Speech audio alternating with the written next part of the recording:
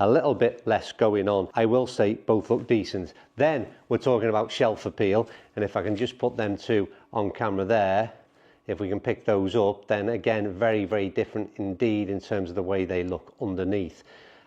We've got that sort of nostalgic look at the R7. If you were into that kind of thing, then these things are going to appeal to you. And this very modern look from the Elyte driver that we've seen right throughout the range from Callaway.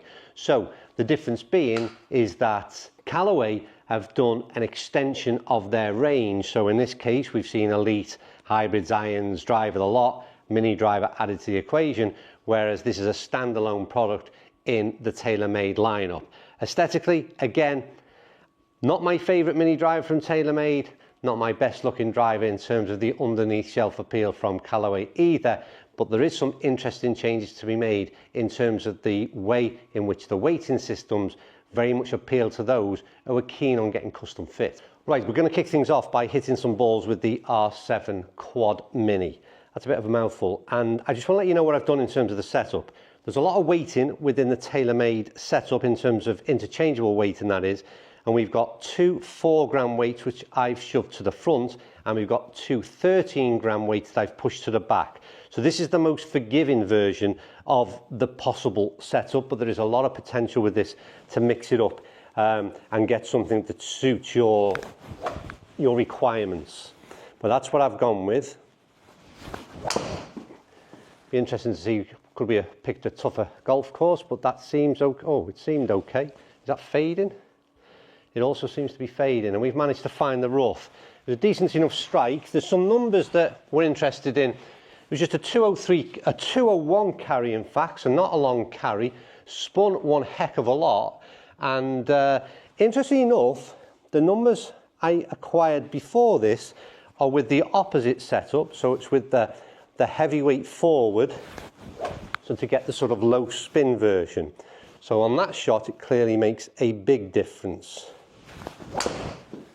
Again, lovely solid strike. I'd be more than happy with that.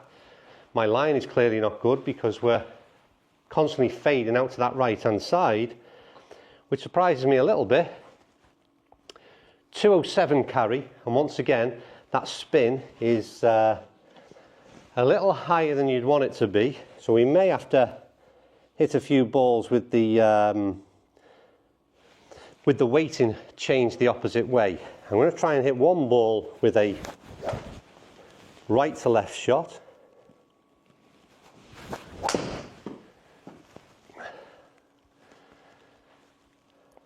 Well, we almost did it. We still haven't found a fairway, or we've just about grabbed or just missed the edge there. But again, huge difference when you try to hit a draw as opposed to a fade. We all know that. Clubhead speed remained fairly similar, but that brought the spin rate down considerably, but still launching very high. 218 carry, total 220 is by mere fact that we landed in the rough. I'm going to try one more shot before I tell you what I think of the sort of sound, the feel and the overall performance of the R7 Quad. I mean, I've really hit the ball quite solid. I think that's probably the best out of the lot. Yeah, finally got the ball moving the opposite way, trying to hit a bit of a draw shape rather than that fade. And that should be the longest ball that we managed. Yeah, 218 carry, 251 carry by mere fact that we suggested we hit the fairway. Spin rate come down massively, and a ball speed of 136 off 92 clubhead speed is really impressive stuff. I'll talk about the kind of the data that I collected later on in the video, but for now I'm going to switch up to the Callaway model with a similar sort of setup in terms of that weighting system. So the big difference now is in the back of the Callaway there are 3 weight ports, so that draw, fade, bias or the neutral position, and the weight is only 13 grams. So that's what we can sort of change, and the adjustments that we can make are fairly minimal. And like I said, I think there's more versatility or adjustability rather in the TaylorMade model. So we're kind of weight back, and this would be classed as that sort of forgiving version, just as we hit with the Quad. Better? Really solid strike. and probably similar position to where we hit the last ball with the TaylorMade. Looks to be just getting past it there. Yeah, so 223 carry, and I don't remember the numbers exactly, but that 136 ball speed off 92 clubhead speed seems to be very, very similar indeed, as does the launch and the spin. We'll hit one more ball with the Callaway, if I can get a ball on a tee. One thing that's changed over the years for me is that Callaway in general have changed their sound of their drivers, and they're much more in line with that the TaylorMade. So a lower indoor, acoustics are a bit different. The Callaway is a little bit softer on the ears, but there's not a lot to separate these two at all. That's that weak one again. And unfortunately, my swing is just letting me down at the minute in terms of trying to hit that right to left. It's a decent enough strike, and 223 carry is not bad with not a great ball, but I'd like to get it turning over a little bit and see if we can get that shape.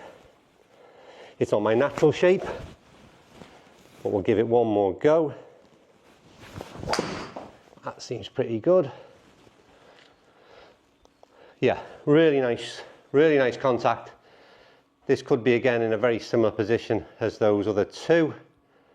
It's rolling out to a very similar position. We've got 3 balls on top of one another, and then we've got 4 that are leaked out to the right. 220 carry, spin good, good launch angle, and that relationship of clubhead speed to ball speed, really, really good. Now, one thing you've got to understand if you're new to the channel, my sort of best driving would mean that I'd be hitting the carry at around 230, maybe 235. So yet again, I'm going to give up 10 to 15 yards by using a mini driver with 11.5 degrees of loft, as opposed to my sort of standard driver, which would be a 9-degree head. So when I hit a few more shots off camera before we started, what did the averages look like and how do they compare on TrackMan data? What you're seeing on screen now is what I hit with the Elyte, so the Callaway product. First of all, let's talk about dispersion in a minute, but carrier 220, let's have a look. Launch in 15.2, 2.6 spin, 87 peak height, ball speed 135 in relation to a clubhead speed of 91. They're all decent numbers. The one thing I will say with the Callaway product in setup in a neutral position in a neutral weighted system was, to me, I struggled to get the ball moving left, and if anything, it wanted to fade out to the right. So you'll see 4 balls over on this side, and that was a consistent kind of ball flight. Now, I'm not saying that couldn't be rectified, but in today's video, the way the club was set up in that neutral position, I would say it was not helping me, and I'd certainly want to change that weight a little bit and see if we can make a difference. But these numbers here, very good and very similar to what we're seeing on screen, to be honest with you. So if I swap that up and we go into the TaylorMade product, a little bit less carry, that's the first thing you would address, but the total carry distance was pretty similar, and that's down to a lower spin rate that we got with the TaylorMade product. But also, to be fair to TaylorMade on this occasion, a little bit less in terms of clubhead speed. It was what I started the morning off with. We clearly got a little bit quicker as we went along in the morning. Callaway won out on that score, so the ball speed to clubhead speed ratio is still very good. Launched a little bit higher, spun lower, peak height was very, very similar indeed. But I'd say the dispersion was a lot better. If you take that ball out the equation, this is the kind of the heat map that we'd be looking at. Be a lot more pleased with that, to be honest with you. And then one final thing is we'll just look at the impact location. No, we won't.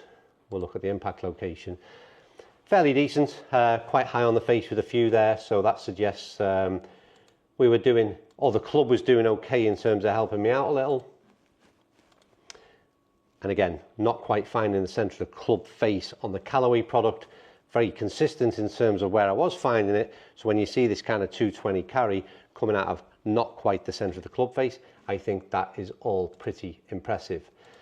So forgetting data for a minute, not a great deal to separate these products. I don't think we expected there to be, but for me, the difference would be what you want in terms of that custom fit element.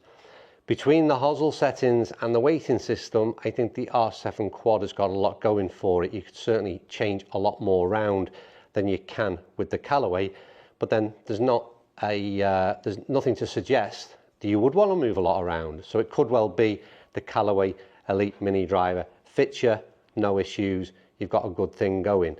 The price of the products is very similar.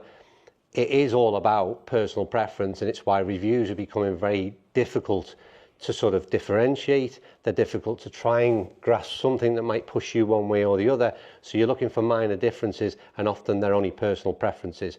But for me, my overall assessment would be try the R7 Quad.